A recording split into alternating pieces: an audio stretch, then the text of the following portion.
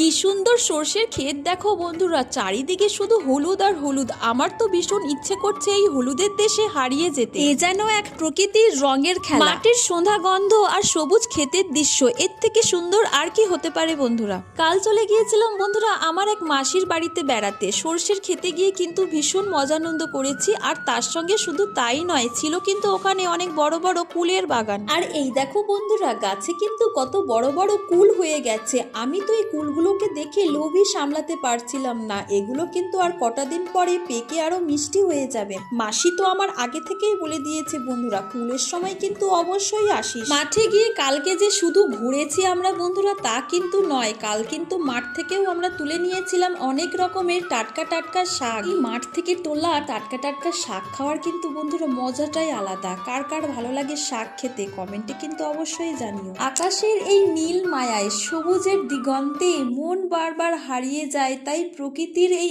অপরূপ সৌন্দর্যে।